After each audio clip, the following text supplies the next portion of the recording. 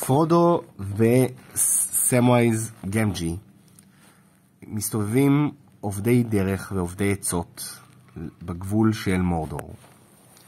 למזלם, הם גילו שגולום עוקב אחריהם. הם הצליחו לתפוס אותו ולהבין שהוא מנסה להשיג את הטבעת. פרודו ריחם על גולום והחליט להרשות לו לעזור להם. גולום אמר להם שהוא ייקח אותם לדרך האחורית למורדור. באותו זמן, אראגורן, לגולס וגימלי עוקבים אחרי עקבות של אורקים שחטפו את מרי ופיפין, והם נכנסו לתוך הממלכה של רוהן. מי זה רוהן? רוהן זה ממלכת אדוני הסוסים. ברוהן, קבוצה של רוהירים תקפו את האורקים, ומרי ופיפין ברחו לתוך יער פנגורן. המנהיג של הרוהירים הוא אאומר, וכשהוא פגש את אראגורן, לגולס וגימלי, הוא הסביר שהמלך של רוהן, תיאודן, גירש אותם בגלל שהשפיע עליו היועץ המרושע והמשרת של סארומן, גרימה לשון תולעת. איך הוא השפיע עליו? הוא לוחש לתיאודן דברים מרושעים באוזן, ותיאודן משתכנע. איך הוא משתכנע? זאת אומרת, איך? גרימה אומר לו דברים, ואז הוא אומר, בסדר, ככה. אאומר חשב שמרי ופיפין אינם בחיים עוד, אבל הוא משאיר לאראגורן וללגולס סוס. הם רוכבים ליער פנגורן, ושם הם פוגשים את גנדלף הלבן. גנדלף מוביל את אראגורן, לגולס וגימלי לבירה של רוהן, אדורס, להיכל הגדול של תיאודן, ושם הוא מרביץ לגרימה עם המטה שלו ומגרש אותה. תיאודן שומע מגנדלף שסארומן מתכוון לפלוש לרוהן עם הצבא של האורקים שלו. אז הוא לוקח את כל האנשים של רוהן למצודה בנקרת הלם. גנדלף הולך לחפש את אאומר ואת הרוהירים כדי שהם יעזרו לתיאודן. ואראגורן נהיה חבר של אוון, האחיינית של תיאודן.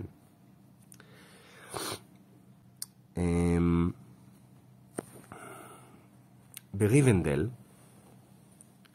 אלרונד אומר לארwen שאראגורן לא יחזור. מי זה אראגורן? אראגורן המלך של גונדור. צעדן? כן. למה הוא לא יחזור? הוא לא יחזור לריבנדל. למה? כי הגורל שלו בגונדור, הוא הולך להישאר בגונדור. היא מחכה לו בריבנדל, כי הוא היה מסתובב בצפון פעם. הוא מזכיר לה שאם היא תישאר בארץ התיכונה, אז היא תמשיך לחיות אחרי אראגורן אלפי שנים. אז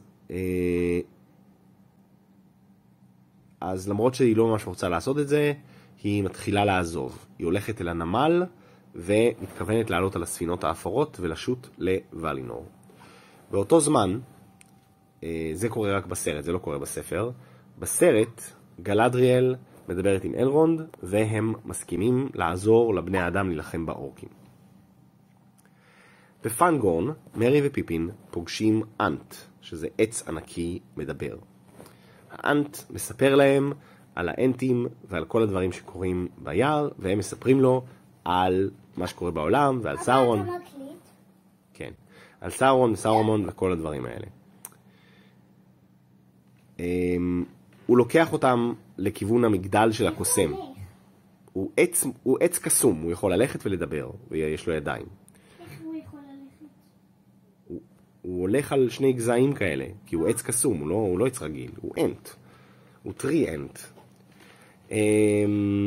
כשהם מגיעים למגדל של הקוסם, אייזנגארד, הם רואים שסארומן קראת המון עצים כדי לשרוף אותם בכבשנים שבהם הוא מכין נשקים לצבא האורקים שלו. אז הם מאוד כועסים והם מתחילים להילחם במגדל של סארומן.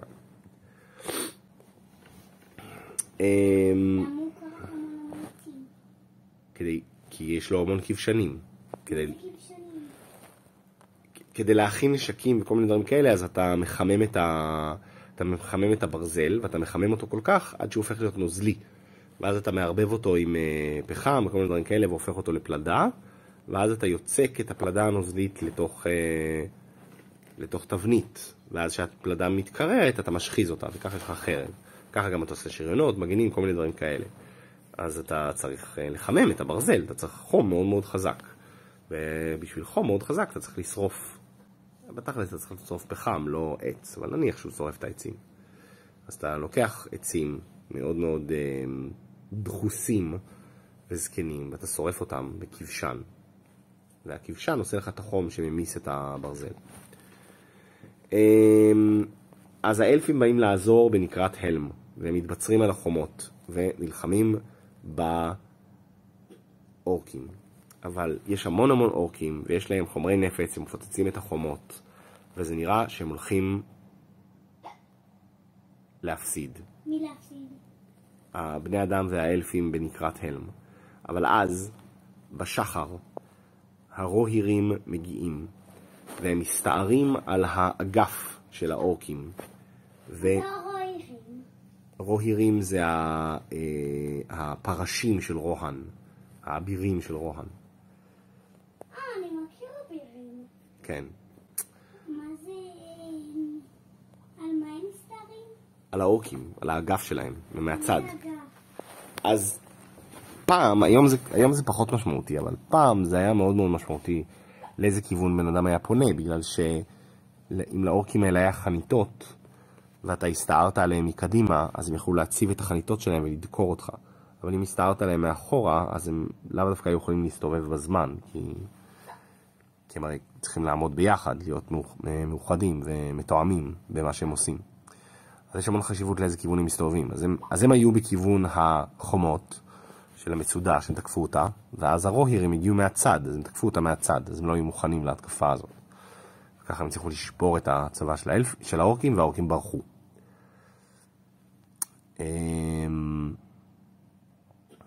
אז... לאבירים יש גם מגן וגם חרב. מה? אבא. אבא. מה? נכון, לאבירים יש גם מגן וגם חרב. כן. אז להם יש גם מגן וגם חרב וגם חנית מאוד ארוכה. ומי?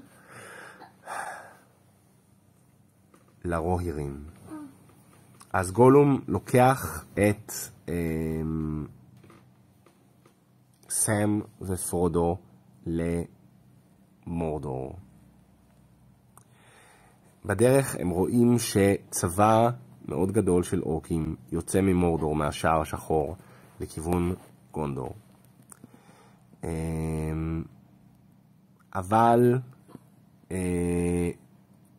אבל יש כל כך הרבה אנשים בשער השחור שסם ופרודו לא חושבים שהם יכולים לעבור דרך השער השחור. אז גולום לוקח אותם לדרך האחורית. זה מין מדרגות כאלה שמובילים למערה שאמורה לעבור דרך הערים לתוך מורדור. אבל כשהם הולכים למערה, מתקיפה אותם העכבישה האדירה שלוב.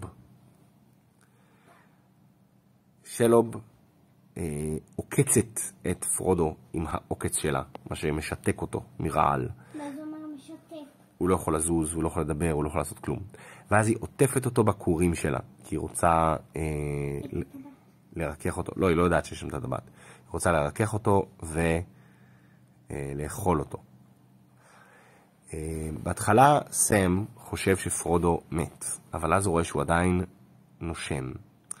אז הוא מבריח את שלוב עם האור של הכוכבים שגלדריאל נתנה לו, ומציל את פרודו. אבל איך הוא לא משותק יותר? פרודו?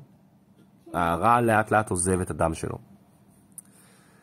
והם צריכים לברוח משלוב, ובעצם ככה נכנסים לתוך מורדור. אז